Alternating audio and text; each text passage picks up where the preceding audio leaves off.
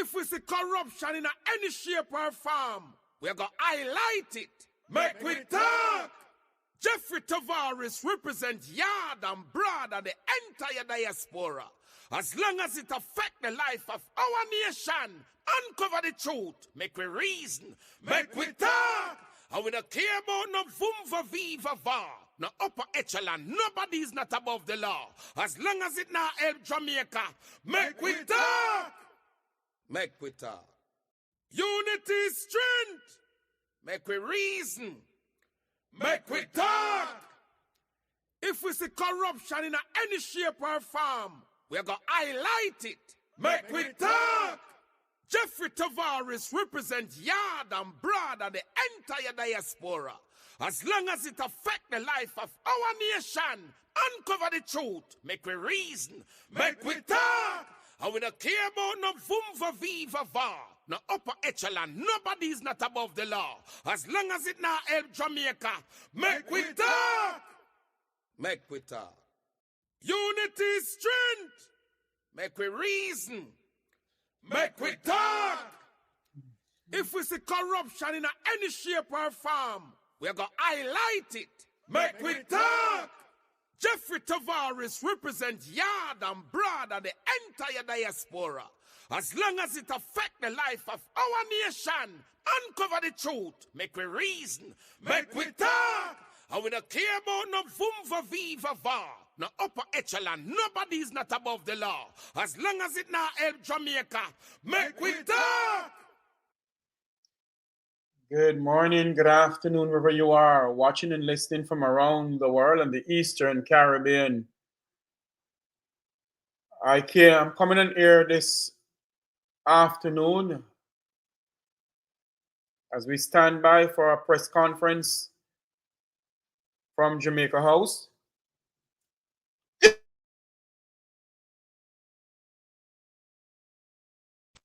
Sorry about that. As we stand by for a press conference from Jamaica House pertaining to Category 4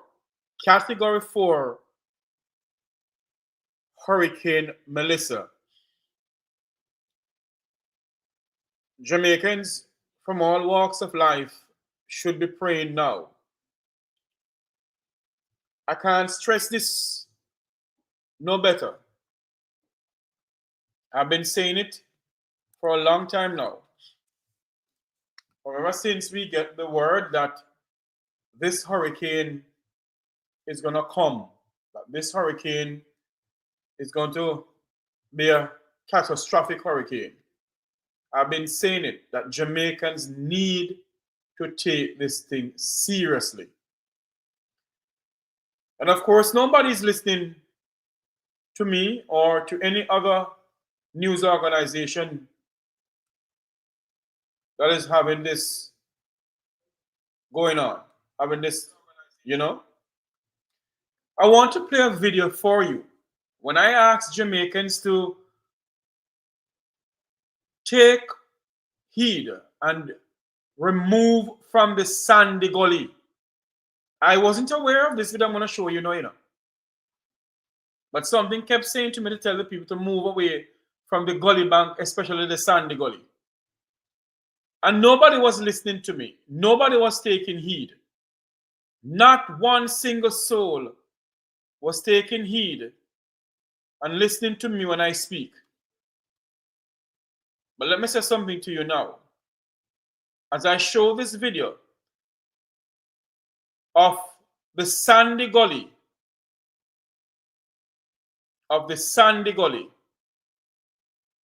Jamaicans who lives along the gully bank. When I repeat, Jamaicans who live along the gully bank, we're asking you to move. When you believe that the entire sandy gully is clean, is not true. Let me show you a video here that I got, didn't really send it to me. I got it off Nationwide News. Watch this video here. This is the state of the Sandy Gully Bridge, and this is the section that you see River City across the road, and Seaview Gardens is just down the road. And this end of the gully goes out to the sea. Sandy Gully Bridge. Sandy Gully Bridge. Nothing is happening. All right. You saw a video a couple days ago where they're cleaning the Sandy Gully. But the part that leads the water from the gully itself to the sea is not cleaned. So let me repeat again. Those who live along the gullies, because the Sandy Gully is the only gully that leads the water from wherever other gullies are, out of Kingston, out of St. Andrew to the sea. So if the mouth of the river is not, after the gully is not cleaned, you know what's going to happen? The water going to back up. The water going to back up. And I hope somebody today at this press conference will ask the authorities, how is it that they say they clean the Sandy Gully, but yet the mouth of the gully is not cleaned? Jamaicans who are listening to me, I am asking you all, please, those who live on the gully bank and where the Sandy Gully is, evacuate from there. This thing is not plain. If you can leave, leave. Go to the shelters, go to a friend home, go somewhere. Because the mouth of the Sandy Gully is not cleaned. And if the mouth of the Sandy Gully that takes all the water from all the other gullies is not cleaned, then there's going to be a problem. A serious problem. Very serious problem. Very, very serious problem. The mouth of the gully is not clean. Listen to this. As a matter of fact, is a news personnel from Nationwide stop and took this. A lot of people don't love to listen to Nationwide. And then I hear her there with me. The young lady stopped and took this video. The mouth of the Sandy Gully is not cleaned. So all those who live on the gully, Cassava Peace Gully, Mannings Hill Road Gully coming down, the mouth of the Sandy Gully Bridge or the Sandy Gully is not clean. The mouth that lead out to the river, to the sea, it is not cleaned at all. Watch this video. So this is the state of the Sandy Gully Bridge, and this is the section that you see Riverton City across the road, and Seaview Gardens is just down the road. And this end of the gully goes out to the sea. Sandy Gully Bridge. Sandy Gully Bridge. You see? Nothing is happening, no cleaning, nothing. And this goes right down to the end. You hear though?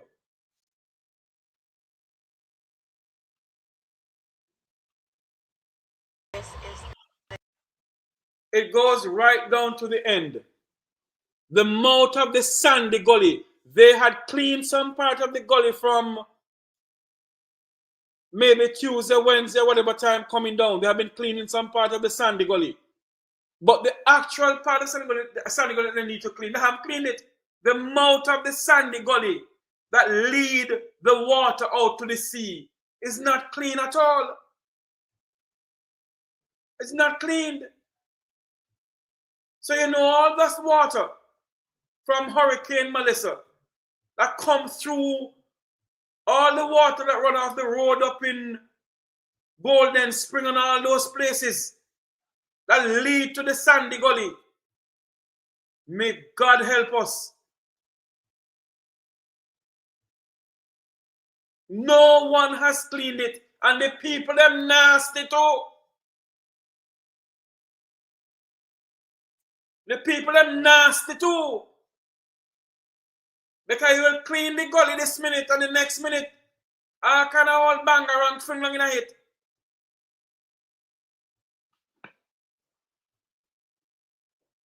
Let me ask Jamaicans who live on the gully bank, evacuate from now. Because if the mouth of the sandy gully is not cleaned, the water gonna back up and it's gonna cause flooding. Because when the water cannot go out and all those debris, the people up in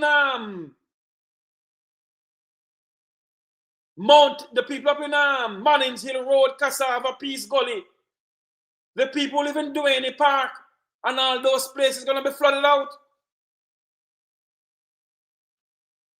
They're gonna be flooded out. So people, as we stand by now to join a press conference live from Jamaica House, I hope somebody really asks the question of the government, why is it that they have not cleaned the Sandy Gully Bridge? The mouth of the gully has not been cleaned. And we need to ask the question, why? Why the mouth of the gully has not been cleaned? You have been cleaning another part of the gully, but the mouth of the gully has not been cleaned. What kind of song you sing, sir? Huh? What kind of song you sing, sir?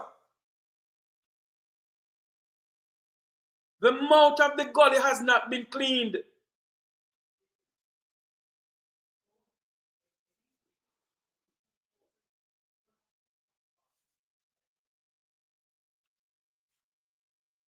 We're standing by to join a live press conference from Jamaica House on what is going on with the preparation for Hurricane Category 4 Hurricane Melissa. And the mouth of the Sandy Gully Bridge. The mouth of the Sandy Gully Bridge has not been cleaned. The mouth of the Sandy Gully has not been cleaned. And we need to know what is going on. Because the mouth of the Sandy Gully has not been cleaned. One moment for me, please. Let's take this call here. Just a moment, please.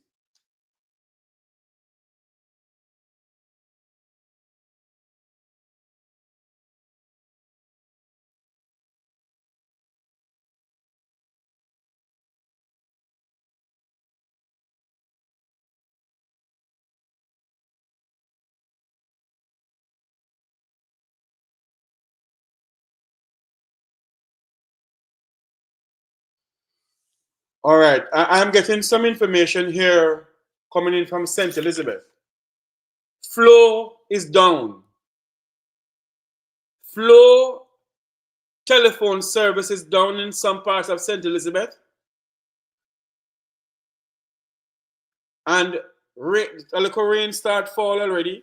Not a whole lot. The Sandy Gully. The Sandy Gully is in dire need of cleaning. The Sandy Gully is in dire need of cleaning. And we must call on the authorities and call on the people too, because there's some nasty set of people who live on the gully bank and who don't want to talk back to me for no business, but the truth is the truth. But let me say this. I am asking Jamaicans who live near the Sandy Gully or those who live on the bank of the gullies, please evacuate from now. The mouth of the Sandy Gully is not clean. I just showed it on the platform here a while ago. I know I'm freezing up. Don't worry about that. From you can hear my voice, don't worry about seeing me.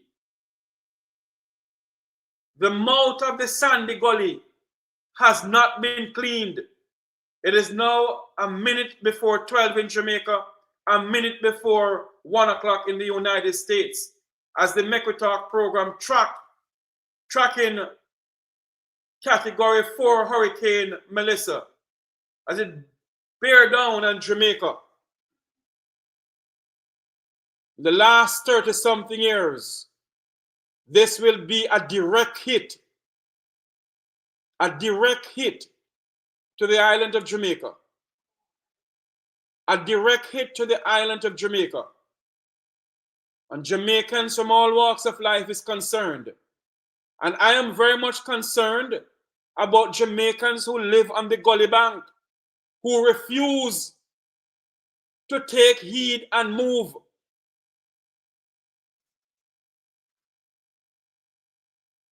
Who refuse to take heed. 37 years to the day.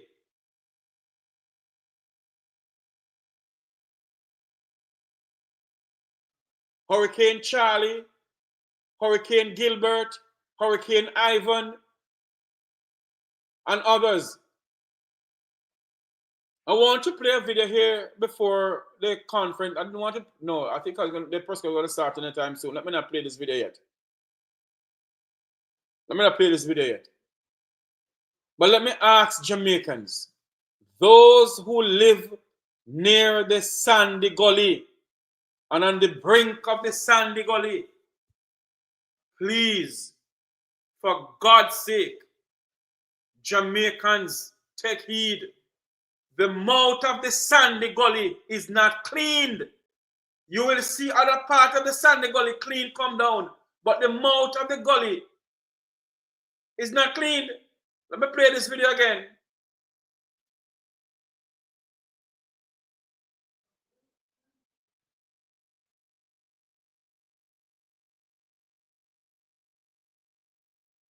What's going on here? The Sandy Gully Bridge,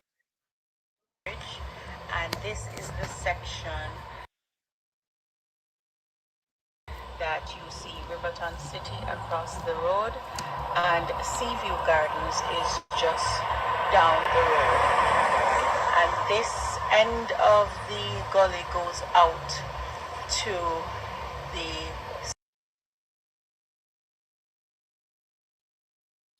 the sea. And that part of the gully is not clean. That part of the gully. Sandy Gully Bridge. Sandy Gully Bridge. Nothing is happening, no cleaning, nothing. And this goes right down to the end.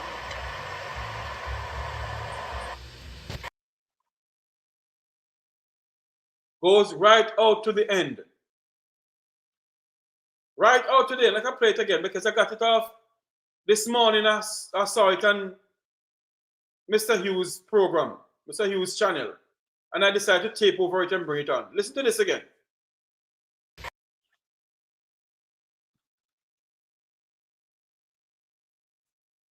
Hold on.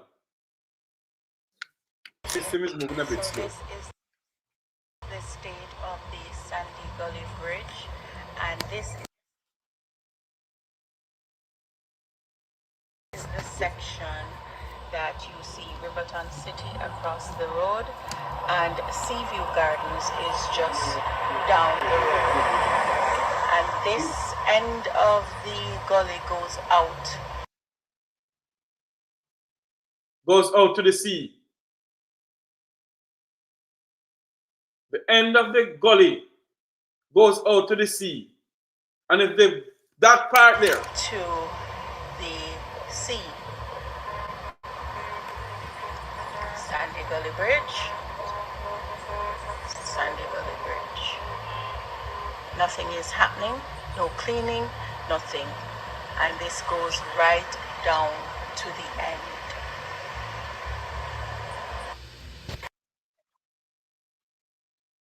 So there you have it. There you have it. For those who live on the gully bank, let me repeat, and I've been asking this from a couple days now.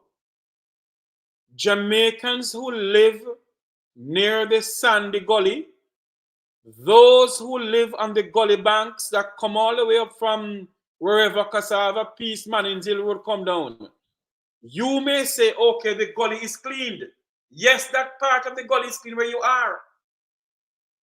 But the end of the gully that goes out to the blue Caribbean Sea is not cleaned. You know, clean one bit. So if that part of the gully is not cleaned, that means when all the water come down from Mannings Hill Road, Cassava, Peace, come all the way down to the mouth of the sandy gully, it can't go nowhere because there's a block up. What's gonna happen? It's gonna be flooding, massive flooding.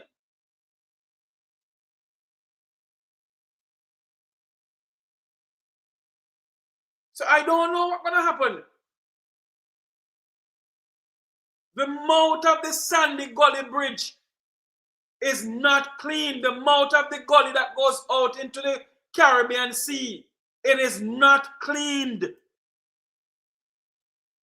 I must say big up to the young lady from Nationwide News who decided to stop and video it, that the Jamaican people can see. And those who live near the gully bank have been saying it for how many days now on this program. Jamaicans, you must take heed. This is no AI generated nonsense we're talking about. I mean, I think of no government either. But if the government wasn't having press conferences and just allow everything to happen, what would I say? No, they have press conference, you don't want to listen to nobody. We come on here and beseeching you people to move from the gully bank. We're still the same way. Hello. I can't keep my mouth shut. We're standing by to join a press conference. I hope this press conference gets underway soon. It is now 1:06, 12:06 in Jamaica, 1:06 in South Florida. And I'm telling you something. The skies are overcast over here in South Florida, some part of South Florida. The skies are overcast. So we don't know what is going to happen. But based on what the National Hurricane Center is saying, that this thing is a direct hit to Jamaica. A direct hit. And you beseech to your Jamaican people. Them not listen to nobody. But whenever I hit the fan, that's the time they don't listen. I said, if I did know.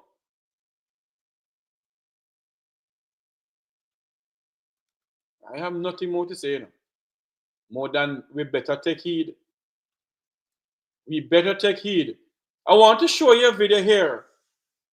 Hurricane Gilbert in 1988. Charlie in 51.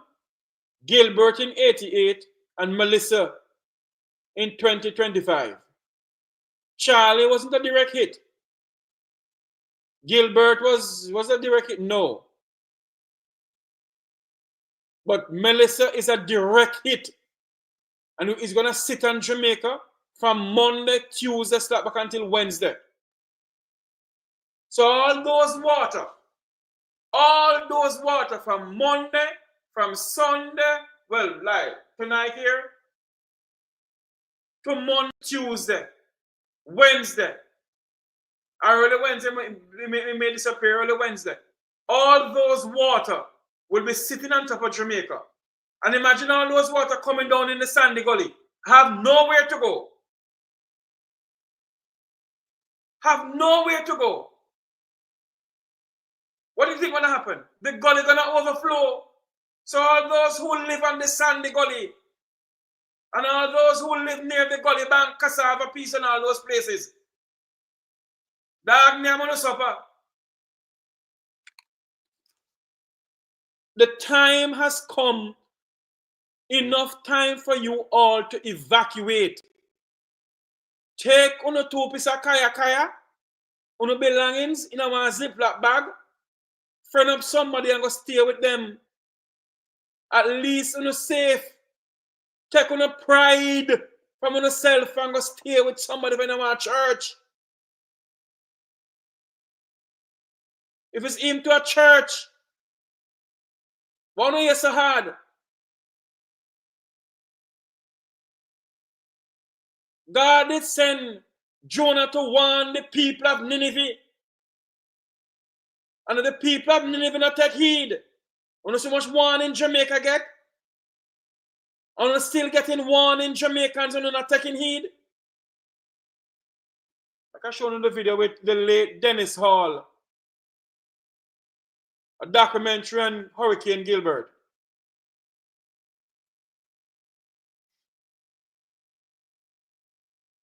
There were those who didn't seem to take it all seriously. Prime Minister Siaga was on the road.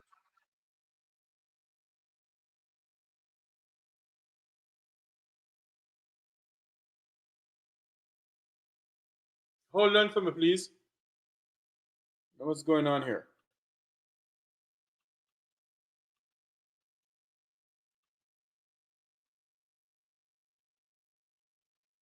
I don't know what's going on. Just a moment here, please.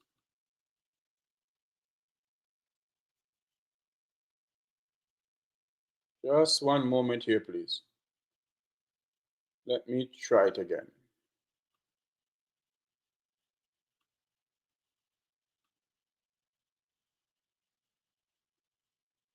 All right. Let me try it again and see if we'll come up this time.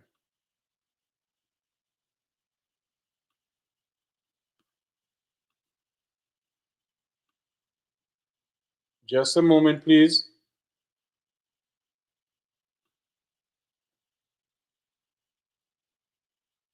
Just a moment here, please.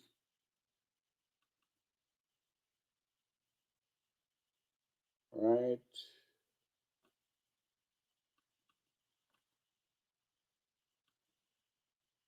Let's see if this will play now. Back up there. Let's put it back up. Let's see if it will play now. Siaga was on the road early, warning of the danger.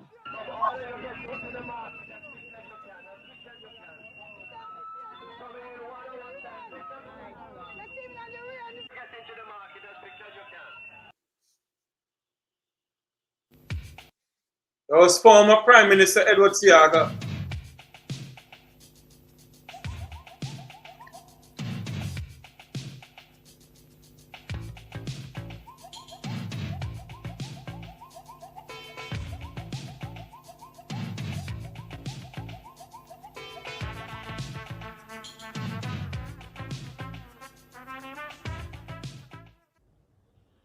Monday, September the 12th, 1988, has gone down in the annals of Jamaica's history.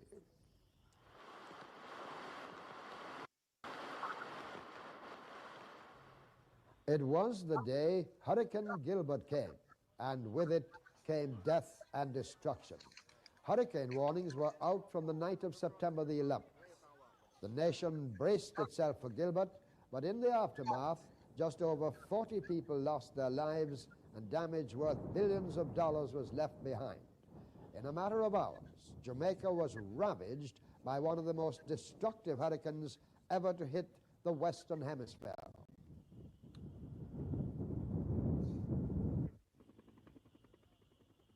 In our Gilbert special, we go back to the week of September 12th and the days following that disastrous event. St. Thomas was the first parish to yield to Gilbert's onslaught. The hurricane hit land shortly after 11 o'clock on Monday morning, September 12th. It traveled in a westerly direction, so Morant Bay was where it made landfall. In a matter of minutes, it was the capital city's turn. And Yvette Rowe was on the streets of Kingston with Prime Minister Siaga early that morning.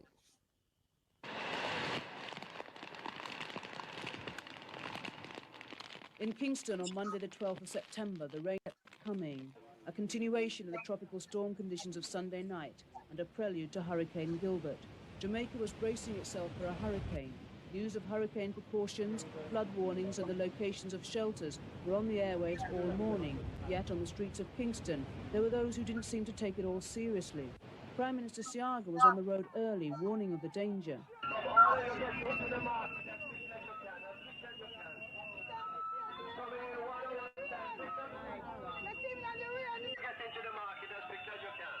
The message on radio and TV was that the hurricane was coming and it would hit Jamaica dead on, and people should find safe shelter. This is a very dangerous and deadly hurricane, and as most people have never experienced one before, they should take all the cautions that the ODP has been broadcasting. Even before the hurricane hit, trees were falling and roofs were lifting, a hint of worse to come. The eye of the hurricane made landfall in the east at Morant Point at around 12 p.m. Jamaica was to be surrounded by Hurricane Gilbert and rocked by its force. What seemed solid before became helpless against Gilbert's fury. Winds of more than 100 miles an hour buffeted trees, broke light poles and ripped roofs. The winds whipped up into a stinging mist. By the time the hurricane was in full force, most people were sitting out the storm inside, but some had other things on their minds as they ran in the rain. Then came the calm as the eye of the hurricane came over. People tried to make repairs while others just looked. Then, as if having paused to take a breath, Gilbert came again with winds from the opposite direction of even greater strength than before. These pictures were taken by our news team as the second wave struck Kingston. And as we broadcast this newscast, we are advised that we are in fact in the second phase of hurricane. Several stores in the Halfway area and along Francisco Road. The Office of Disaster Preparedness. After the hurricane passed, Prime Minister Siaga spoke to the nation. We have just passed through the worst natural disaster that Jamaica has experienced in its modern history. I don't think I need to convince anyone of that fact after the frightening episode of this hurricane which has devastated Jamaica today. Soon after this, TV would cease transmission, as it was clear the nation was without electricity. However, radio broadcasts continued throughout the day and night. One day's weather had destroyed homes, sent roofs flying and flooded roads and houses. International and local communications were knocked out, and with hundreds of utility poles broken and wires hanging, what power supplies weren't damaged had to be shut down for safety's sake. Thousands were without homes, the lucky ones staying with friends or relatives, and others in the hundreds of shelters around the country. The immediate needs were for food and shelter for those made homeless by the hurricane. In Kingston, Gilbert left a mess of trees and wires, rubble and broken glass. Many roads were blocked, but Gilbert's impact felt most in human terms. In the days following the hurricane, more evidence of Gilbert's destructive force in other parts of the island would become clear.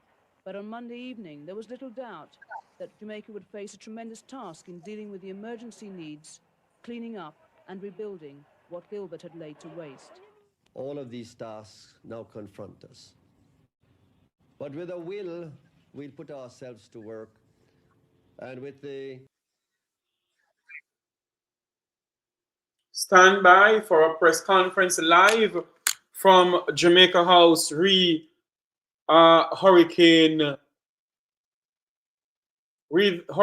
Melissa.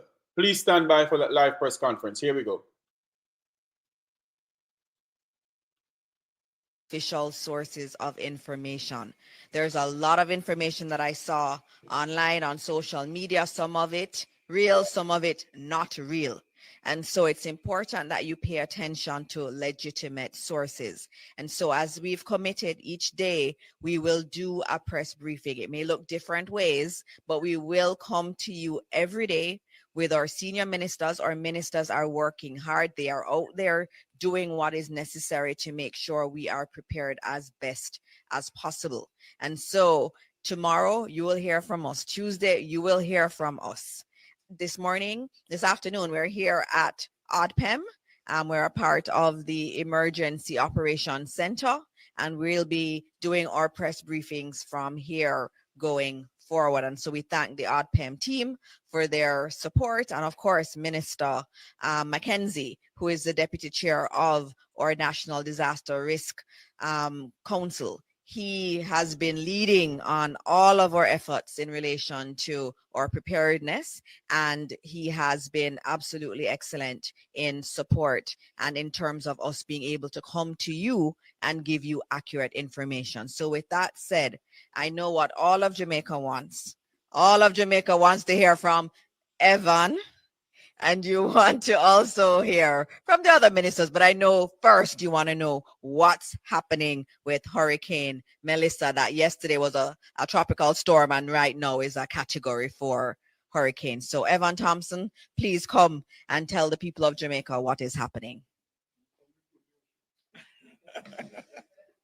Thank you very much, Minister Morris Dixon, and I also want to greet my own minister, Matthew Samuda, as well as the other ministers in attendance, Minister Vaz, as well as Minister Mackenzie, who are here. And of course, all persons who are here, distinguished persons, those who are online, the media, of course. Thank you so much for joining us and allowing us to provide you with this update. You know, I'm always the one who is facing the camera, but there are so many others who work behind me and actually provide me with much of the information and assist in the process. So I want to just big up those people, the forecasters of the National Meteorological Center, who continue to do their work very studiously where they are, as well as the leader that supports me so very well, Mr.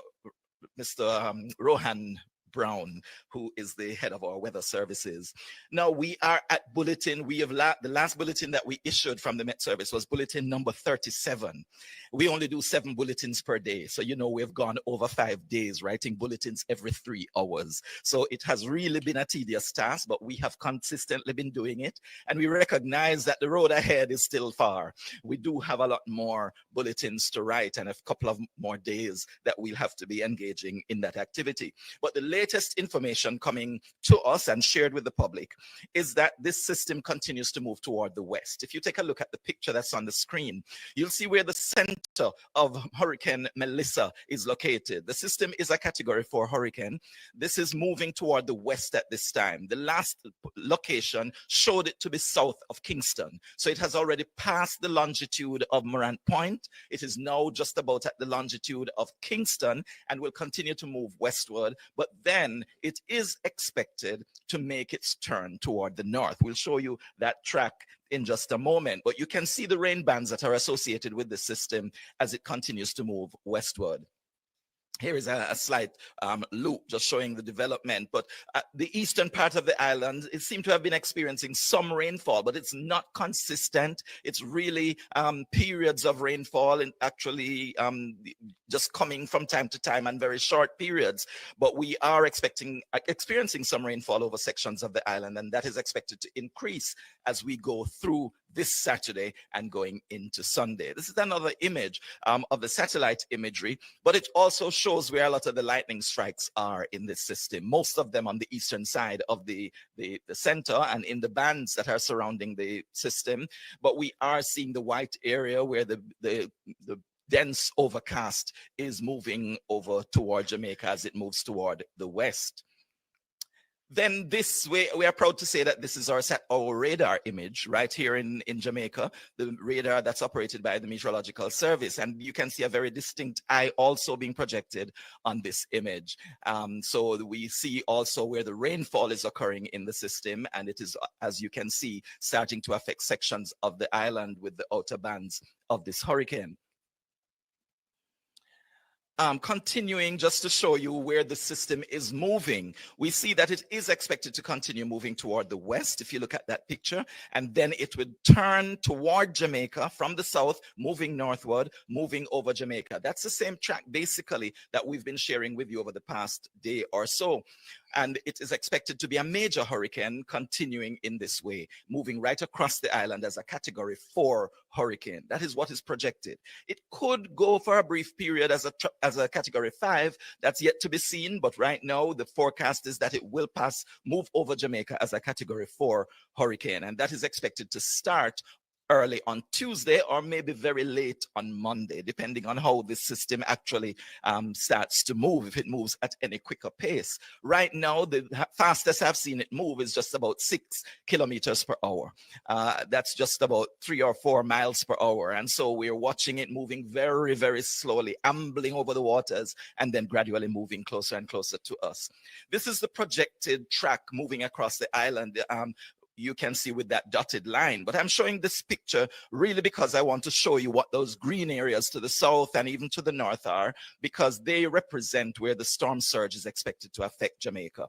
Storm surge is expected mainly over the southern side of the island, and this would be to the east of the center as it approaches the south coast and as it begins to make impact. So we see the greener areas really over Clarendon, parts of St. Catherine, and then going into Kingston and western parts of St. Thomas. That's where we're expecting most of the storm surge.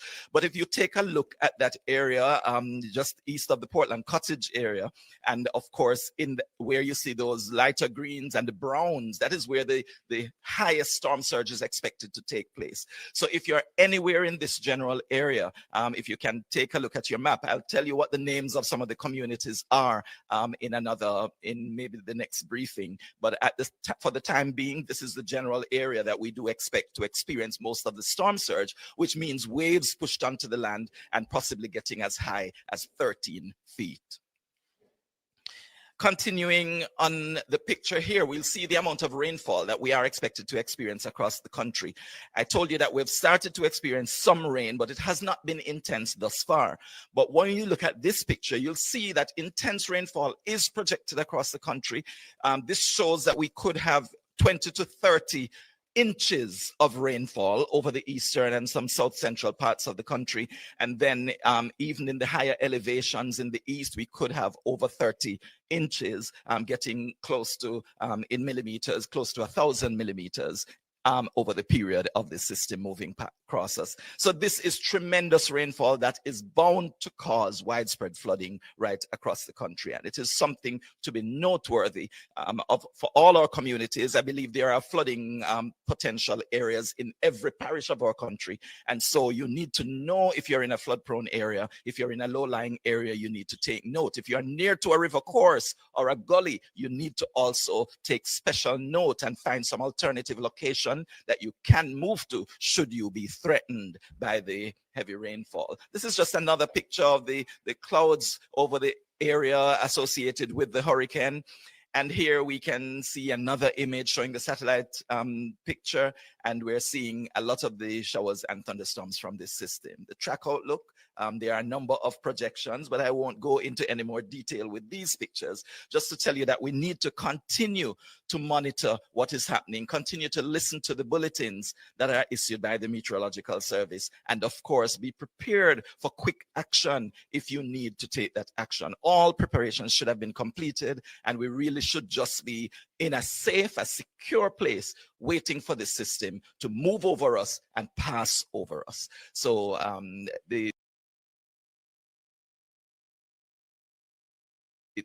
I should point out that there is a slight shift in the track thus far to the west.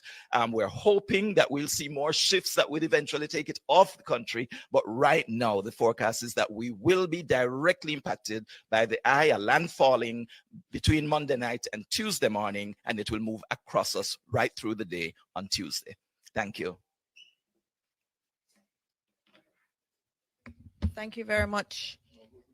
Thank you, Evan. Yes, Minister Vaz, doesn't seem to be good news, but I'm going to take the questions. I'm going to deviate again today and take the questions, just noting that with us, we do have Minister Samuda, we have Minister Vaz, and I did indicate that Minister Mackenzie, who leads all of us on this area, he is also here, and they will all speak to you also. So I'm going to take questions from the media now in relation to what Evan Thompson has just said.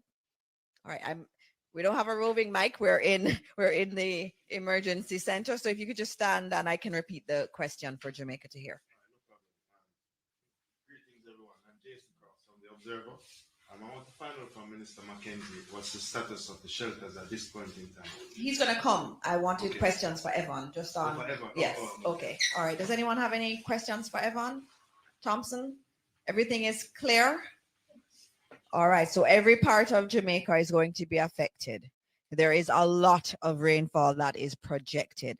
He also said we'll feel the brunt of it Monday night going into Tuesday. And so that's what he has said. We all have to be very, very careful and be prepared for the worst. All right. So now we're going to have Minister Samuda, who will speak to you. He's our Minister of Water, Environment, and Climate Change. Minister Samuda. Thank you, Minister Dixon. Colleague ministers, thank you for the hospitality. Minister Mackenzie, everyone, heads of agencies, members of the NIAC, members of the media, and certainly those watching and listening at home. As everyone would have just told you, we are facing a Category 4 hurricane that has potential for strengthening. As I have started every update with the statement, because it is incredibly true, and I think particularly true at this moment, it is still not time for panic. It is time to complete your preparations. It is time for some prayer. And it is time for us to plan and time for us to engage our programs.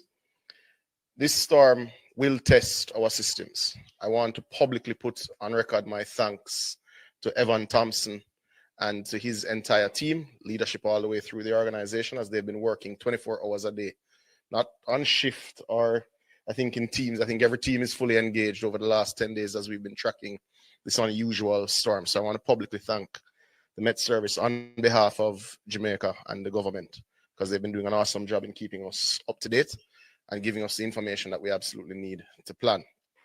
We also want to put on record our thanks to our international partners, in particular the National Hurricane Center that does support us significantly with technology and visibility that we may not have locally. We also want to thank the UN country office that has reached out to us and offered their support, and many other partners. We are at a critical juncture. And at our earlier discussion with the utility providers, Minister Vaz made an important point. The proof of the pudding is going to be in the eating in terms of how we execute the plans that we have. But let's look first at the state of our planning, certainly for the water sector and its interconnectivity with the power sector. The Water Commission has engaged all of its emergency protocols. We have done a re-review of our performance and ability to restore service post-burial over the last few weeks and ensured that we have ticked the boxes, so to speak, of the plan that we wrote post-burial. One of the things that we've done and is formed a co-working group with JPS. So JPS is very clear on all of the pumps that are critical for supply of hospitals, of infirmaries, of places of safety, of places of detention, so that they can work to restore current to those first. They're also clear on the pumping stations that function to load trucks, so that they know that those are also priority stations that have to be restored, so that we're able to also do emergency water distribution while turbidity settles, while you get your generators dispatched. Now, one of the things that we've not been able to do is to pre-dispatch our generators, and that is for a very real reason. We've seen the issues that Digicel and Flow are having with theft. We've seen the issue of theft of fuel from generators. So we will have to dispatch immediately after the all clear comes from ADPEM so that we reduce that theft. But we have over 50 generators, which are major generators that create the triple phase, or rather triple phase generators that provide the power that you need to start our pumping system. This will restore close to 80% of our customer base within 72 hours of the all clear and turbidity settling. We can't say definitively where turbidity will be a particular challenge and how much of a challenge it will be, but we expect to get to 80% of our customers with sporadic supply after 72 hours, because generators do have to cool, they do have to break, they do have to take their time for service and for refueling, etc. So it won't be 72 hours and everything back up and running, but 72 hours that there will be supply that allow people to catch water, to store, to backfill their storage, and to be able to manage. We've also engaged 4 mobile generators that will move to remote areas that we expect that are hardest hit, so at least they're able to get some water and able to backfill their storage as well. We're also happy to report that 4 of our major pumping stations and treatment plants also now have their own resilience in terms of their energy supply. We installed major generators, including at places like Logwood, which supplies all of Western Hanover and Western Westmoreland. We upgraded the supply at the Mona treatment plant, the Hermitage treatment plant, and indeed at several of our facilities in St. Catherine. So we are in a better place than last year, certainly, to respond to water distribution. We've also ensured that we've engaged our truckers and that they're pre-positioned to go to our loading bays immediately after to start to deal with many of our elderly shut-ins. We've got quite the list from SDC, Minister Mackenzie, so we're able to go to several of those persons who we know are shut-ins and will need a lot of help very quickly. As I said, we're more resilient this year than last year, but this is a bigger storm than last year. And this is a potential direct hit. Beryl was not a direct hit. So we're more resilient. Let's hope that additional resilience is sufficient for what is a worse storm than we would have faced last year with Beryl. God bless Jamaica. Stay safe and stay smart and listen to the official sources of information. If I was to take what I just saw, I wouldn't have been able to drive in New Kingston a while ago because of flooding that's being posted as now. So we encourage you to follow JIS, follow OPM, follow the Ministry of Education and Information, follow the relevant ministry sources, and of course, reputable media houses. Thank you. God bless Jamaica. Thank you so much, Minister Samuda. And next up, we have Minister Mackenzie. But I think Minister Vaz is asking if he can go first. So we're going to have Minister Vaz, our Minister of Energy, Telecoms and Transport. Thank you very much. Good afternoon or good morning to all of Jamaica, diaspora, and of course, media, colleague ministers. So let me start by saying that we had a press briefing earlier, or should I say the JPS had a press briefing for which I attended. So I'm going to repeat some of what I said of the important points there. First of all, I want to caution Jamaica to realize and understand that we did not get a direct hit from Beryl, and we are due to get a direct hit category 4 and possibly category 5. So the level of damage that you saw in Beryl will likely be severely increased and more widespread than what we had. I can say that the presentations that have been made to me by the telcos and JPS and the other essential services under my ministry, I am satisfied that we have a plan in place. But again, I want to caution that the plan is one thing. The execution of that plan is what is going to make the difference in our recovery. I want to say that you have the commitment of the Prime Minister already, that all his line ministers will be leading from the front, meaning that firstly, communicating with you, and secondly, doing the work and the coordination and collaboration that is going to be required. We can say that Starlink headquarters has reached out to us through their emergency response, and we have already gotten some equipment that is being used by the Ministry of Labor and Social Security to coordinate, obviously, the preparations and the aftermath.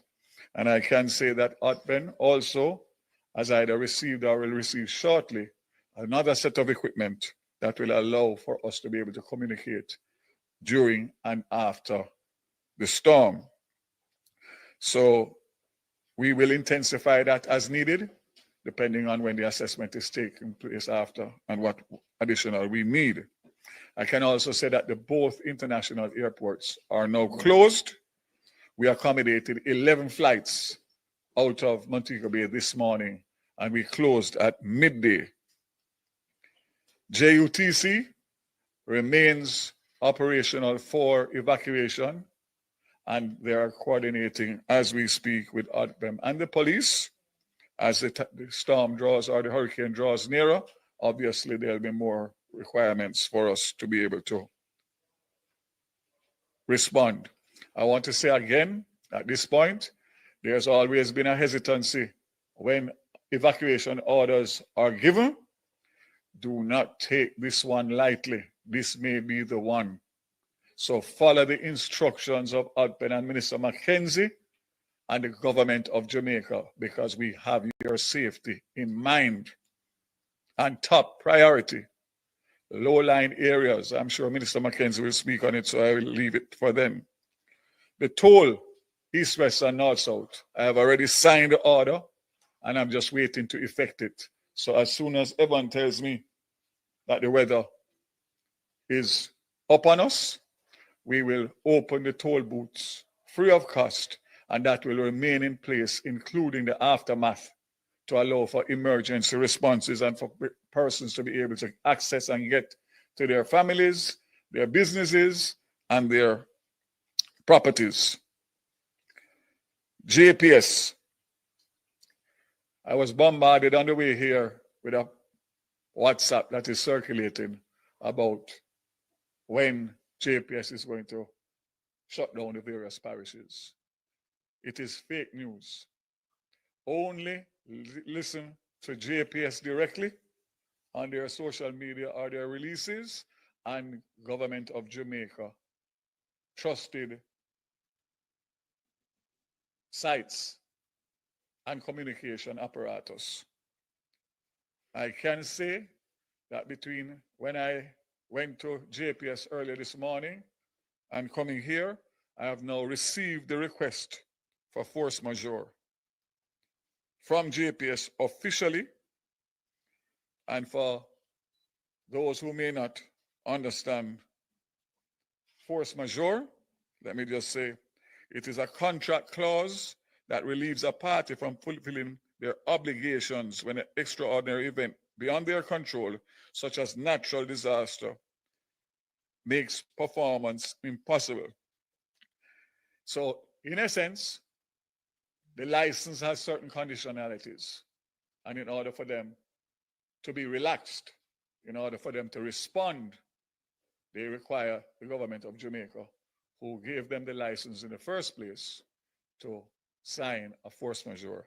I can state categorically that this will not be held up. I've already referred it to the Attorney General's chambers, and I am prepared to sign as early as possible, even prior to the strike.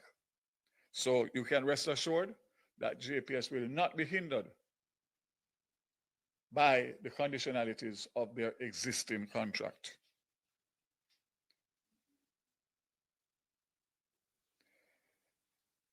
Let me just again caution everybody not to listen to fake news. I know it's very hard because anxiety levels are high, and you're on your phone monitoring every message that is coming around and trying to find as much information. That will just raise your anxiety. Just stick with the government of Jamaica, who has your best interest at heart and will continue to communicate to you as required and as we have been doing. Congratulations to Minister Dixon and the team and Minister Mackenzie and ODPEM. I know it's not an easy time. You can be assured that we will lead from the front and we will get through this together. So I would close by saying, this is not a time for politics. This is not a time for rifts and disagreements. Every single Jamaican has a part to play between now, during, and after. And if we do it collectively, in unity, and in harmony, we will recover better and quicker. May God bless Jamaica and every single Jamaican. God bless you. Thank you very much, Minister Vaz. And so we are going to close out this briefing with our last presentation, and then we'll take questions, but it will be from Minister Mackenzie, the Deputy Chair of our National Disaster Risk Management Council.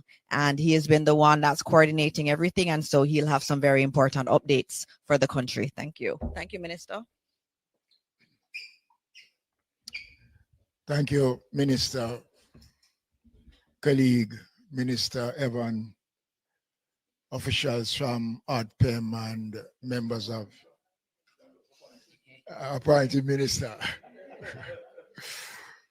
officials from ADPEM, members of the media, Jamaica, good afternoon.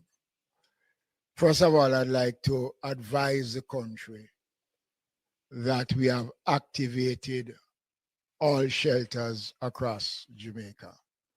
So shelters are fully activated, and persons who wants to go to the shelters, they can do so because the shelters have been activated. There are 2 areas of concern I want to address quickly. One, I spoke yesterday about the number of cranes, construction cranes, that are left hanging across the corporate area and other sections of the island. Not much has been done since I spoke about it, but I want to advise those persons that they will be held responsible for any damage, loss of life, that those cranes and construction material might contribute to. It is not late to take them down. I am asking those who have up those cranes, right around here in New Kingston, you see them up, still up, making one final appeal.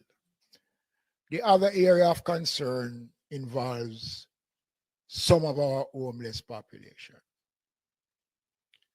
And I noticed that a lot of people is criticizing the government because there is one homeless man in the Harborview area who got personal attention from the inspector of poor and the secretary of the board of supervision, who went out and engaged him in lengthy conversation, trying to convince him it is in his best interest to go to the shelters. And he refused. I saw in one of this morning's newspaper that one homeless man said he'd rather die on the street than going into the shelters. I want to make it clear that we have made all the necessary provisions to remove the homeless population. We have provided public transport to take them to the various facilities right across the center. And we will continue to do so as long as conditions allow us to do so. The question of the mandatory movements will be addressed. But let me say to Jamaica that I don't think we need an order to move from the areas that we know are vulnerable communities. Very encouraging, despite there are still persons in Port Royal who don't want to leave. The Member of Parliament, Philip Paulwell, called me last night to say that a significant number of persons in Port Royal have started to move or have left the community. And we will still be providing transportation in all the communities. And if you listen to what Evan said about the level of rainfall and the possibility of flooding, many of these communities will not survive this flooding. Again, I urge persons living in low-lying areas, areas that are vulnerable to flooding, it is not too late If you're having problems to move, call the ADPEM. The numbers are available. We will assist you if you are having problems in moving. I said yesterday, and I'm going to repeat it again. When this event comes, it is going to be impossible for us, after all the attempts that we have been making, to advise persons, begging persons to leave. It is going to be difficult for us to say to our first responders, go out and risk your lives now for someone who refused when it was conducive for them to leave. It might sound harsh, but it is the reality. And I don't believe many people in this country realize what is it we are facing. And the government continues to play its part, and nobody can deny that the government has not been proactive. And I want to say something which is pertinent in saying, based on the assessment that was done by the government after burial, the committee headed by former commissioner, who is now ambassador to the United States, a lot of findings. We look at the findings and the recommendations, and a lot of what came out of those recommendations are being implemented as I speak. So our shelters are up and running. Transportation to transport people to the shelters are available. The critical communities know themselves. Rocky Point in Clarendon, Portland Cottage, Bamboo River in St. Thomas, New Haven, Riverton City, Taylorlands. I can go on and name these communities know themselves. They know the difficulties. And with a category 4 hurricane, with the possibility of raising to a category 5, there is nothing more we can do as a government but to beg and beseech persons to heed the warning. And if it will help, I will go on my knees.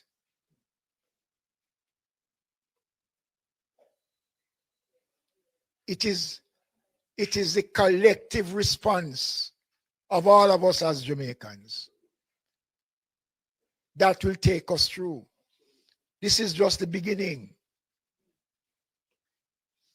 And if anybody believes that being stubborn helps, well, that is their funeral. This is one bet you cannot win. You cannot bet against Melissa. Don't do it because you can't win. And I'm urging Jamaicans, we'll be back later on if needs be to give further updates. Minister Dixon have indicated that we'll be back tomorrow morning. And if possible, we can come back on Tuesday. We will be coming back. We will continue to speak to the country. But we can only speak as loud as you will allow us to speak. So, the shelters are up. The Ministry of Labor and Social Security have started to make arrangements to provide relief supplies for all our shelters. The shelter numbers are up, and I'm going to ask Ms. Edwards to come and to give some numbers that persons can make contact. It is important, ladies and gentlemen, Jamaicans, I beg of you, I urge you. And as a praying country, let us continue to pray for God's guidance and strength as we commence this journey that only God knows where it will end. Thank you.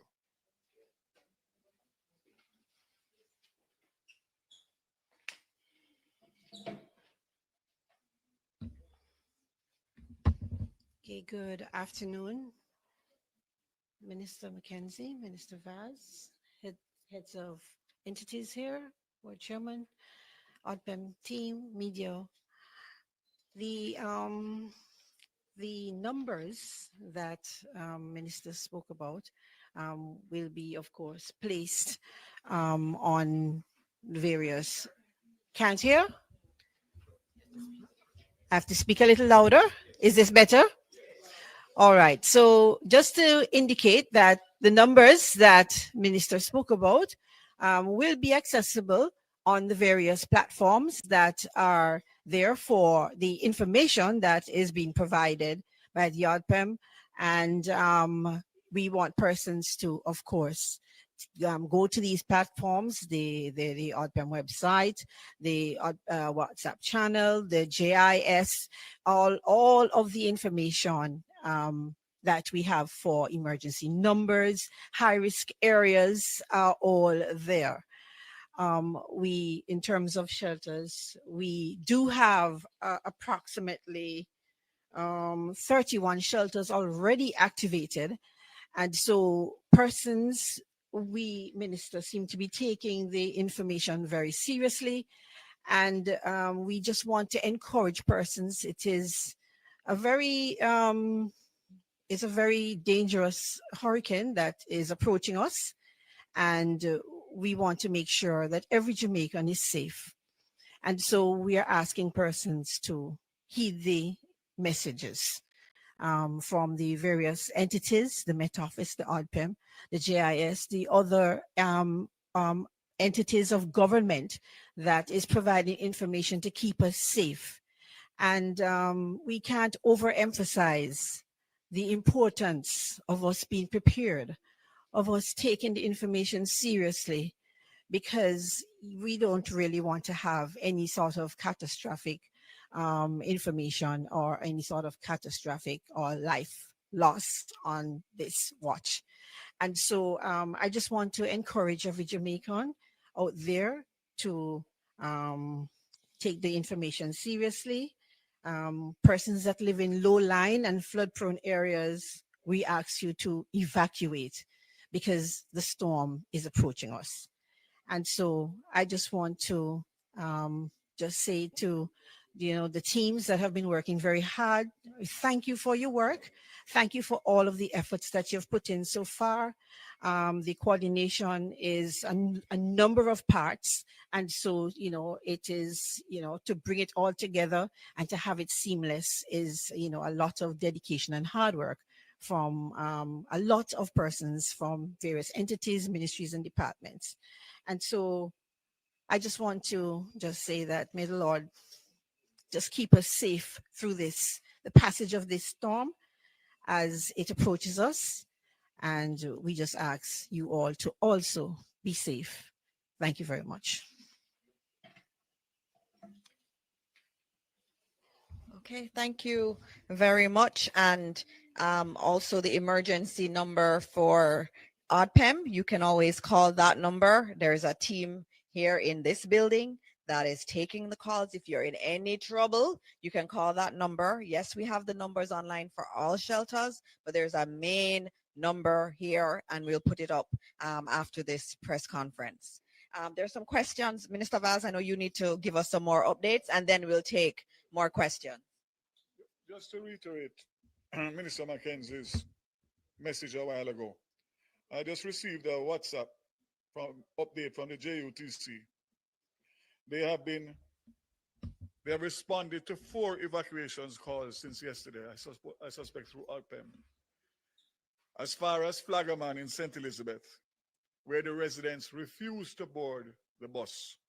So we sent a bus all the way to Flaggerman in St. Elizabeth. No response. Old Harbor Bay, yesterday, only 10 persons boarded the bus.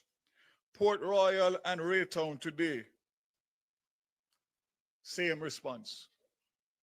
So we have deployed our resources and are awaiting boarding. So we actually, there's going to have buses on spot now, parked, waiting to evacuate, and the response is not there. So I want to reiterate based on what Minister Mackenzie just said, and also to say that the update from JUTC as of right now is that they are running limited operations and will likely cease operation.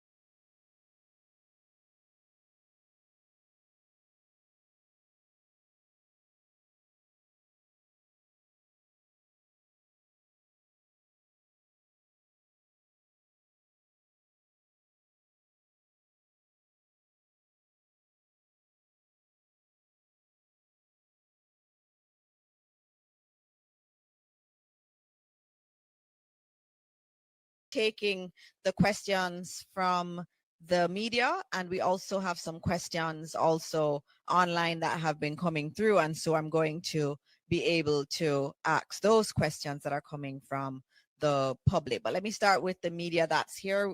Thank you to the members of the media for coming out. I also want to acknowledge that we're live on television. We're also live across most radio stations, and so I want to thank all of our media houses for doing their part in getting the information out to Jamaica. All right, so I'm gonna have yes, offices tomorrow. Just to note, as you would have heard from Evan Thompson's update, government offices will be closed tomorrow. I already have the question about schools. Schools will be closed tomorrow. And so we're also encouraging our private sector partners to also follow suit. All right, so the first question is from Zara Burton. We don't have the regular setup as in OPM, so you'll have to just ask a question. I may have to ask it back. Hi. Oh, she has one hand. Okay, good. Okay. Good afternoon, everybody. I am Zara Burton, working today for Reuters. They asked just a while ago why no mandatory evacuation yet. Just wanted to get that clarified. I'm sorry if I missed it. Desmond McKenzie, I think you had said that there was none yet, Minister. So I just want clarification on that. 2, also Minister McKenzie, is it 31? I just heard shelters that are activated or all? Because I thought you said all, but then I heard 31. So is it? So all are activated. Only 31 have individuals having shown up so far. Okay, Yes. Understood. Yes. Okay. But they've all been activated now. That order And was what's made the by count Minister of McKenzie. activations? It's 881 881 shelters that we have across the island. And remember that we'll have the shelters, but we don't necessarily have anyone wanting to go in the shelters yet. And as you would have seen outside, I know at least in Kingston, you have some showers on and off, no real flooding as yet. And so we expect that as conditions change, more individuals will go to the shelter.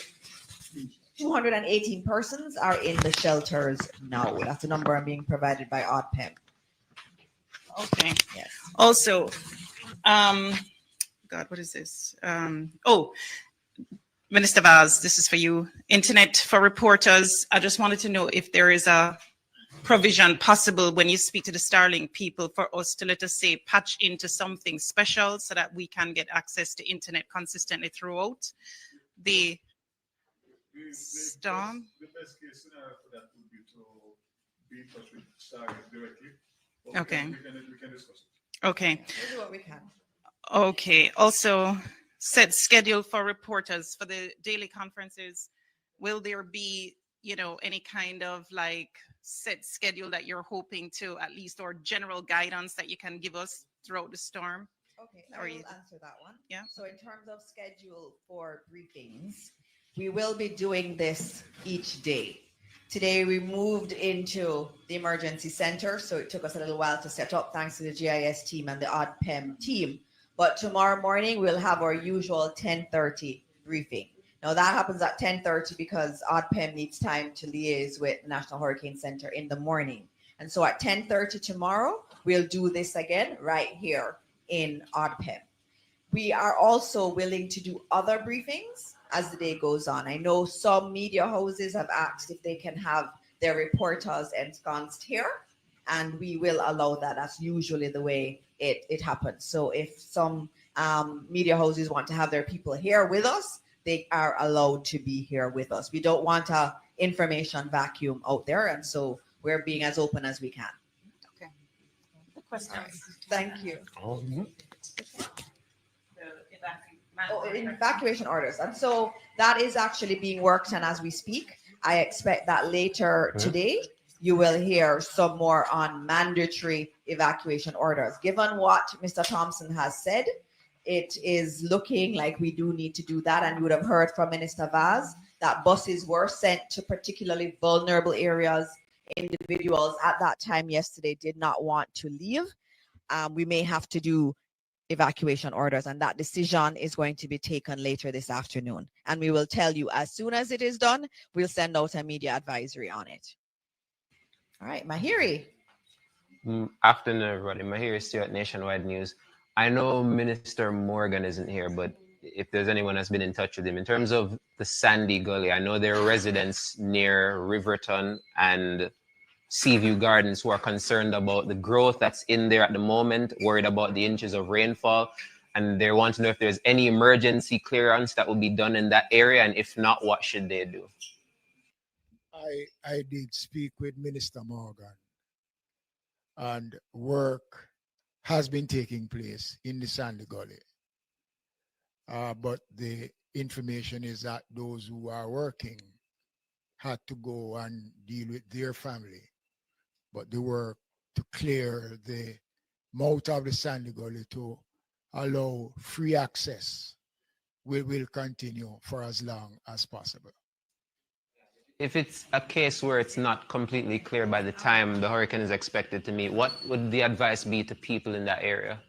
Well, all of that area, if you look at the radar, points to sea surge, waves, storm surge. So those areas, look, the fact is that Kingston is low, extremely low. So there's no denying that with excess rainfall and a lot of flooding, there are going to be communities that will be flooded. There's no community in Kingston that is immune from flooding, especially those communities below Spanish Town Road. Below Spanish Town Road. So that is something that everybody needs to bear in mind. Minister, I just wanted to add on the Sandy Gully. Our ministers are always working. So I have online Minister Nesta Morgan, Robert Nesta Morgan, who will give an update. So I'm just gonna put it on speaker. We're gonna be as resilient as we can be. Minister Morgan, you can go ahead. Thank you, Dr. Morris Dixon. I'm actually in the hills of Clarendon preparing for the possible hurricane. I listened to the question from Mahira, and I just wanted to give a quick update as to what we have done at the Sandy Gully. So the initial urgent matter was to protect the bridge that joins Spanish Town Road. That bridge is an important connector between the outside of the city and the city. It connects the ports, it connects the important health facilities such as the KPH, and it's also an important commerce carriageway. The second objective of what we did on Sandy Gully is to ensure that water flows to the sea we recognize that it would have been impossible for us to remove all the debris that is beyond the bridge, which is in the adjacent to Seaview. So we have created a large waterway that carries water to the sea. This does not negate the fact that sections of that area are actually on or below sea level. And as Minister Mackenzie said, if there's a storm surge, if there's significant water, persons are being advised to listen to the advisories from the Ministry of Local Government, the Office of Disaster Preparedness, because while we have done a lot of work and we've protected the bridge and have created a channel for the water to move, persons still have to take their safety in mind and watch what is happening and listen to the bulletins and listen to the instructions of the constituted authorities. All right. Thank you very much, Minister. And be Thank you safe. very much, Dr. Dixon. Thank you. All right. Told you, our ministers are always ready to answer your questions. All right. There are more questions right here. I think Mahiri is going to ask another question. Yes, just an update on the toll for the highways and at what point rather those will be made free. Shortly. Very shortly. As the weather gets closer. So I estimate this afternoon. Okay. And is there any update you can give in terms of the evacuation of students? I know that there's a bus system for tertiary students around the area and UTech. What was the success rate of that? They reached out to us yesterday, so JUTC has been in touch with them. Mr. Vaz, he was saying, Minister Vaz was saying, I don't know if you're hearing in terms of Jamaica or Jamaicans who are listening, but Minister Vaz is saying that a bus was made available for UE and UTech students, and JUTC has been working with them in terms of evacuation from there. Those are your questions? All right. Do we have any other questions from the media? Okay. Zara, we're just getting you mic'd so that we can hear the question appropriately. Burton, Reuters again for today. I wanted to ask Minister Vaz, phone lines from Flow, I still on my phone can't seemingly make calls. I just wanted to know if you have any updates. I know that there was a press conference with some of the telcos, but any update? There was a press conference today. It was dealt with where there was some vandalism that this morning. They assured us that they would have it back up, repaired, and have the service back up by this afternoon. Okay, but what time? So specific to Flow, that's where the complaints are coming from, and that was in terms of telephone service. Okay. So we should hope that vandalism was the cause of it. So it would have affected especially people using the phones in the corporate area. Okay, and this question is for, I don't know which minister is the right minister for this particular one, but WPIX reporter in New York, she's a meteorologist friend of mine. She was asking about evacuations. What are the preparations being made for, let us say, people get cut off from being able to, get into the regular roads by landslides or whatever? That will be a collaborative effort between ODPEM, Ministry of Local Government, NWA. So the war room will take care of those things as they occur. So this, where we are sitting here now, will be the epicenter of the operations between now through this hurricane and after. So all the collaboration will take place and the information will go out as is required, depending on the information that comes into us. Okay, thank you. Okay. Thank you very much. Are there any questions from the media that's here? No? Okay, I'm going to take some other questions that I had seen in online, and so just let me get to them. There was a question about Portmore and storm surge. I know Minister Mackenzie, you had spoken about generally the South Coast, and you had also spoken about Kingston. Portmore, I'm assuming there is an issue there. Evan, would you like to speak on Portmore? Because there are questions on Portmore and along the South, what to expect. So if you can get some more information on that, that would be good. Yes, thanks for the question. The most I can say right now is that there is a model that is indicating the level of storm surge that is expected. Portmore is within that area that storm surge would be expected because it would be east of the center of the system when it makes landfall. So any of those areas along the coast, moving from coastal Clarendon through coastal St. Catherine, including the areas of Hellshire, Portmore areas, and coming right through into Kingston and St. Andrew, could experience some amount of storm surge. Of course, differing levels. I know the highest levels were more in areas of Clarendon, parts of like Portland Cottage and some of those other areas that we've heard about having experienced flooding in the past in coastal Clarendon, Mitchelltown, etc. Thank you. Thank you very much. Another question I had to do with the homeless shelters.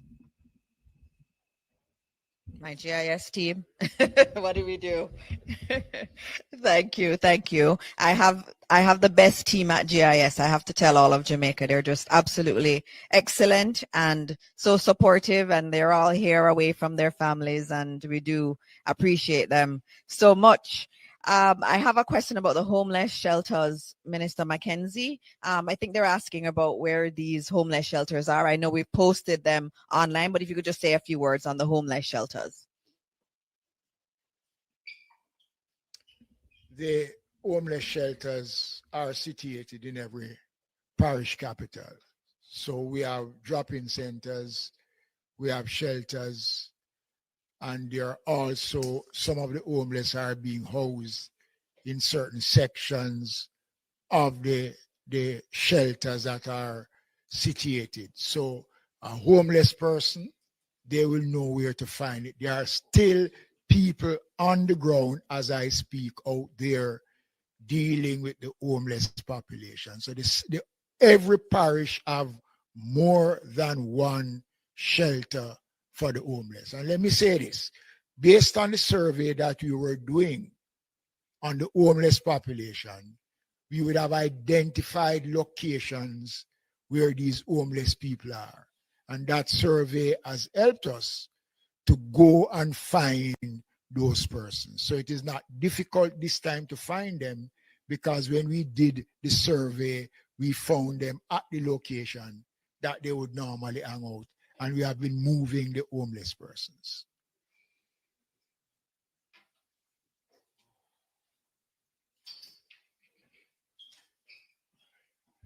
All right, thank you, Minister. I have another question which had to do with emergency assistance and what kind of assistance we're getting from the region and elsewhere. We've already gotten many of our international partners pledging to support, and ODPEM is the lead agency for organizing that in conjunction with the Ministry of Foreign Affairs and Foreign Trade. And so our missions overseas, they are already in touch with many of our partners. One key partner that we do have is SEDIMA. And here with us, we have Mandela Christian, who is representing SEDIMA, and that is our Caribbean Disaster Emergency Management Agency. And so our colleagues across the region, they have this body that comes together and provides disaster assistance. And they're already here helping with the coordination here in Jamaica, and will be lending support and coordinating that support from across the Caribbean. And so, this isn't just, one country or two countries we are getting support from. We are actually getting regional support, and we have to acknowledge SEDIMA and all the support that we get from them in these very difficult times. Those are all the questions that I have. I'm not seeing any other question. As we said, and as we close out, as we heard earlier from Evan Thompson, we are going to be experiencing this hurricane in terms of the intensity of it tomorrow night into Tuesday morning, but we are going to be feeling tropical storm conditions before then. We have to be very safe. There are many low-lying areas. We've heard the rainfall numbers. They're numbers we've never heard before. And so there is a high likelihood of flooding. We ask all our Jamaicans to please heed this warning. If you're asked to evacuate, your life is so, so, so important. And we want you to remain safe. So please listen to the authorities. On another note, it was just so devastating this morning to think that we are out of communication because of vandalism. Vandalism as we are about to face a hurricane, a very strong hurricane. This is not how we treat each other, and this is not the Jamaica that we all know. And so many people can't communicate right now because someone stole copper. That cannot be the way we prepare for a hurricane. I know we are better than that, and we need to do what we can to demonstrate that we are better than that. And so as you hear the warnings, please listen to them, and also remember that we're all in this together. Everybody is important, and we have to take care of everyone. If you know anyone who's elderly, anyone who has a disability, needs support, please reach out to them so that they can be supported. And as always, look for the ODPEM numbers. ODPEM leads on disaster response. And so use those numbers so that you can get to an emergency personnel, a member of the emergency crew if you need it. But remember, after the storm starts, there's very little they can do. So if you can evacuate, we ask you to evacuate now. And so thank you, Minister Mackenzie, for all of your leadership. Thank you, Minister Vaz, and thanks to Minister Samuda, who had to leave. And of course, thanks to Evan Thompson, who we all rely on, and the entire Met Office team. And as always, as we close out this press briefing, we ask that you continue to pray for this country. Prayers work. They have worked time and time again, and let us continue to pray, and let us continue to pray that God will bless Jamaica land we love. Thank you. There you have it. You just have a live press conference from Jamaica House on the update of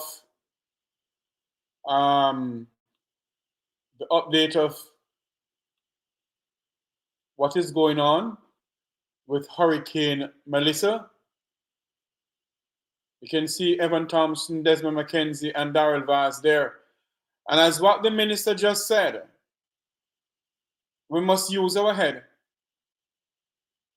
Jamaicans, if you live in low-lying areas, evacuate now. Leave now. I heard the minister said that they send buses down in Flaggermont in St. Elizabeth. Yes, down in Flaggermont in St. Elizabeth. And the people refuse to leave. The people refuse to leave. The people don't want to leave from there. So when anything happens, I hope they can't blame anybody but themselves. At least the government tried to help. Not taking up for them because they have some shortfalls that we quarrel about them over it. But at least they're trying to help and they're sending in buses. It doesn't matter if you go to a shelter. If you go to a shelter here in the United States, it's not all a five-star hotel shelter you're going to. So at least you get shelter. The people that want to go on the buses, the minister said that they send buses down in Flaggermont in St. Elizabeth. They send buses in Old Harbour Bay to evacuate the people, and only 10 people from Old Harbour go on the bus. So when anything happened to them, you're going to hear that they never get no warning. I spoke to somebody earlier and I said to them, I said, "Them not listen to the news." Somebody said, "Are you aware of a hurricane coming?" I said, "Hurricane." So I said, "But no hurricane now come nowhere." I said, "Okay, thank you very much. I'm hanging up the phone." That's what Jamaicans are saying. One lady tell me says AI generated, not go so I lie in the tell. So you see what's going on in this country. All we have to do is just pray and hope for the best. Nothing else we can do. And based on what Miami Hurricane Center is saying, that this thing is a head-on hit for Jamaica. It does not look good for the country at all. Don't look good. and they're appealing to people. They're going to sign an order pretty soon that mandatory evacuation going to be announced soon. Because I don't understand Jamaicans at all. Family and friends calling from overseas say, leave from where you are. Me nah go nowhere. A hurricane not come. Me heart is at me there. So there's nothing else anybody can do. Nothing else anyone else can do. Nothing else anyone else can do. So if anything happen, and you know what gonna happen? In the hype of everything, you know, they not start calling 911. And when everything passed, then cuss and say, we have been calling 911 and nobody not come out. Which police not risk them life to come out and save you? Huh? Which police not come out to come save you? But you don't hear from when? Leave from where you are. Is a flood-thrown area. It was on the gully bank, left. You're not hearing. Yeah? And if people call them from overseas and tell them say something, they go and leave, they still not trust nobody.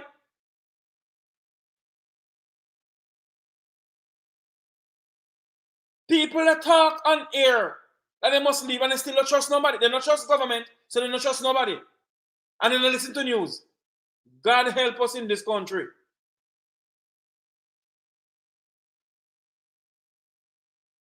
Well, they don't believe that for them business. They're being damn stupid. They're being stupid. They don't believe it is stupid, they're stupid. And that is why government can't continue to use them because they don't listen to news. They have their phone and all they do is chat one another. From who they with who, from who not they with who. And when they come on to important issues, they can't use their phone to Google it and say if something goes over through them. No. But they have their phone for chat, say Jeffrey they with this. And Jeffrey they with that. And Andrew they with this and Andrew they with that. But they can't use their phone to educate themselves. Now this thing is coming to the country as a category 4 hurricane. And you're saying to me Jamaicans still don't believe that this thing is coming? According to them, look how long I'm going to say they come out, I don't want to see nothing.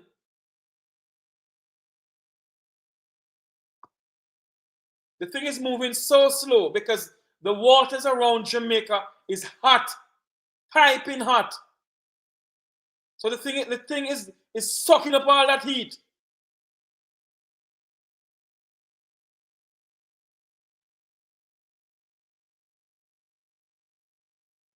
Huh?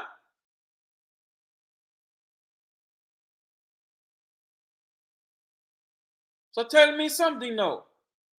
When anything happened to them now, who they're gonna blame? Who are they gonna blame? If you are telling them to leave, bus go to their places, Port Royal, bus go to Port Royal, people now want to leave.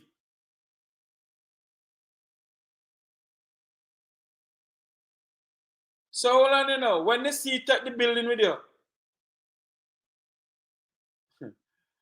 my life is more important than the building.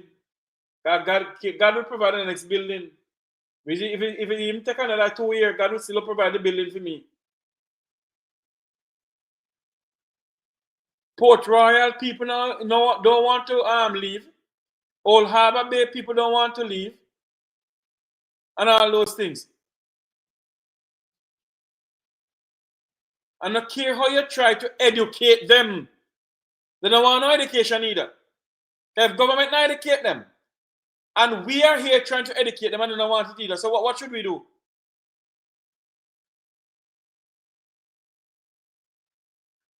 Well, all I can say, those who live on the gully bank, let me repeat again, those who live on the gully bank, leave from there. Those who live on the gully bank, Cassava Peace Gully Bank, Sandy Gully. You hear the talk that they're going to clean them out of the Sandy Gully? Well, we don't say they're not clean them out of it. When trouble take them, fit the shot not fit them when it's too late. It's not a 50-50 chance that the mouth of the Sandy Gully will be cleaned. Because those who are cleaning the Sandy Gully have to go home and make sure they for them house and for them pitney all right, and their wife and their sweetheart and their concubine. All right.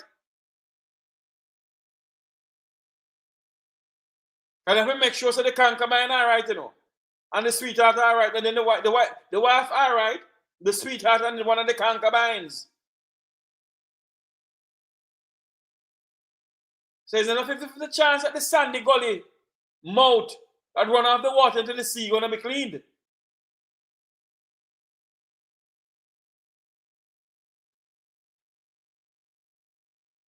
And the people them no care up me now stop Satan who want Bex. You will provide garbage bin, give the people and they don't do it. They don't put it in the garbage bin either. Yes, they take long to collect garbage. I agree with that. But there are some people who nasty too, who throw a kind of something in the gully. A government not cleaning. Nobody say Andrew less money they clean it. Or Darrell Vance money or Desmond McKenzie money cleaning it. Or Philly money they clean it. Our money cleaning it. We have preached to them to leave and they don't want to leave them. God help them.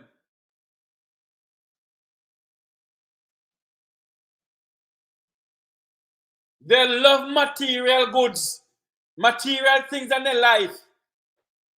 So you will prefer stay there. Governments only must leave. Only not leave, only not go there. Only not leave from them, not stay there. No shelter around the globe is a 5-star shelter. None. Nothing here in the great United States. No shelter around the globe is a 5-star shelter with gourmet meal and room service. None. So that is why you must always prepare yourself. Yes, things are hard, I agree. But my grandmother always tell me one thing, you know. She always tell me, Mr. Jeffrey, I start preparing myself on the 1st of January. Save up. If any disaster come, I look sit and can rely back on.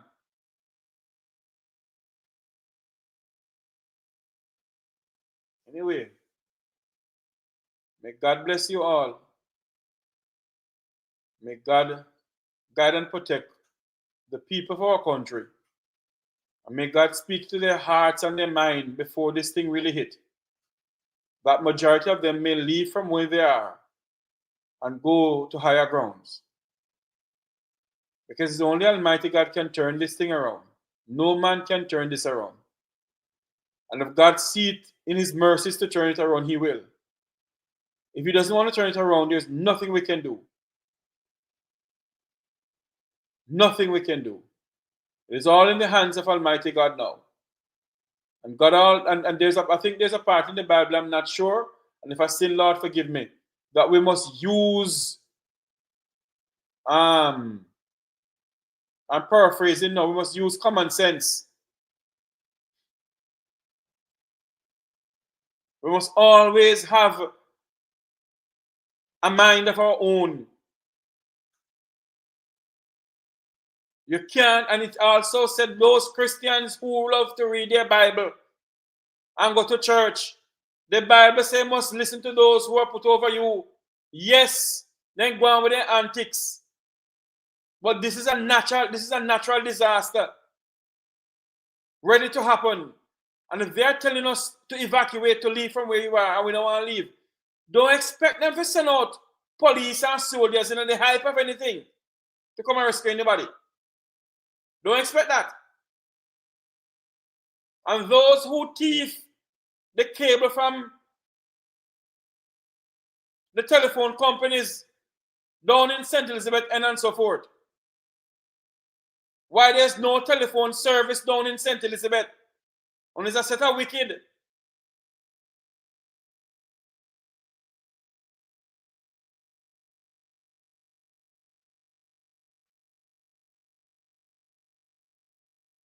Oh, she knows the place not safe, Miss Daphne. She go down there?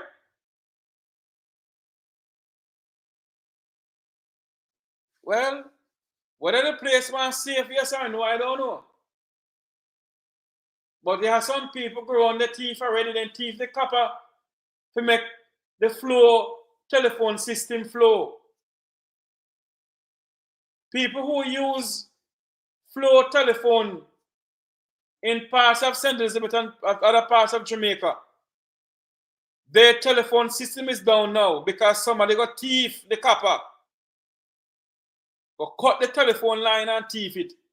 You see how wicked we are in this country?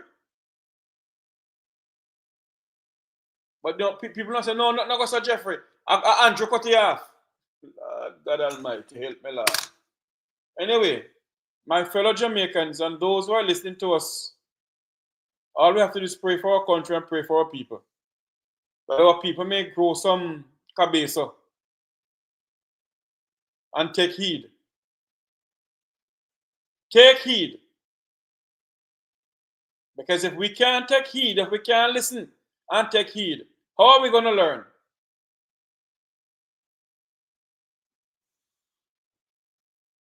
How are we going to learn? Anyway, may God bless you all.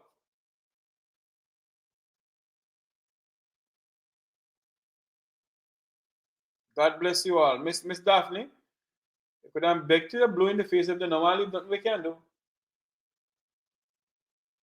Nothing that we can do. And what they must understand too, that members of the Jamaican diaspora have their own situation dealing with over here. We broke like a dog over here. We don't have no money. Only the people of the Vumvava and the Vumvavi from certain places in the United States, certain Jamaicans have little chupans halfpenny.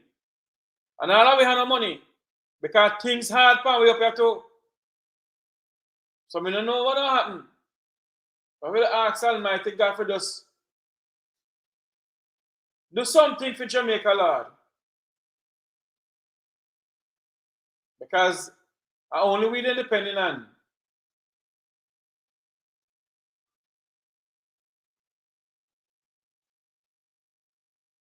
Only we depending on.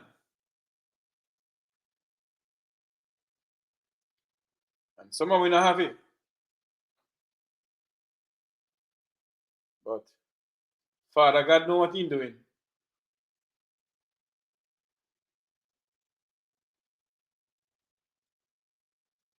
And a full time, yes, all right, Miss Daphne.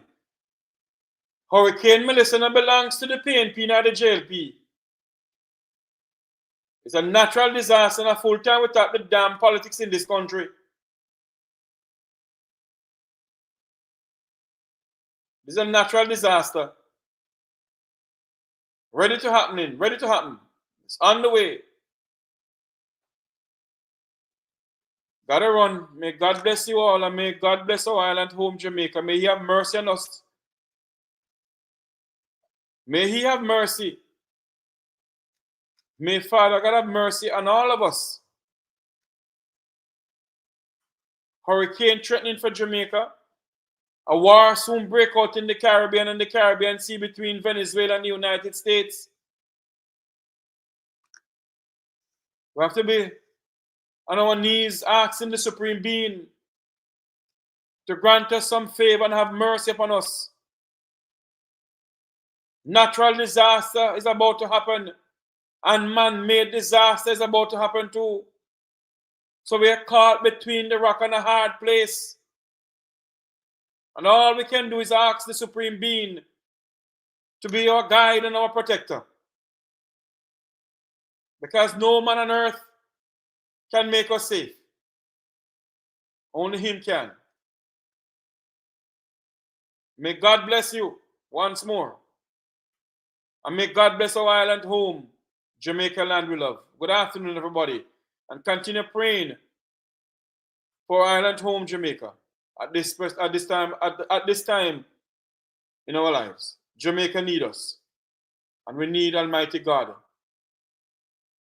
We need Almighty God more than anything else. Good afternoon, everyone. Remember to like, share, and subscribe to the Make We Talk Jeffrey Tavares YouTube channel.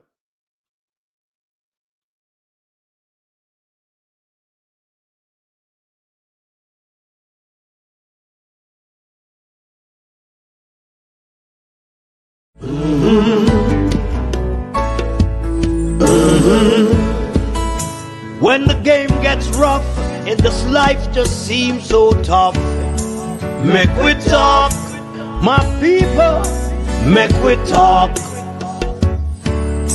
When this town becomes an ugly place, don't let it erase the smile from your face. Make we talk, people, make we talk. Conversation is the key, a guiding light for you and me. Spark a talk and you will see. Conflict solver A to Z. World leaders master the art of self-defense just by talk. So people, make we talk. Hey, we're living in a world that on ourselves we must depend. Make we talk.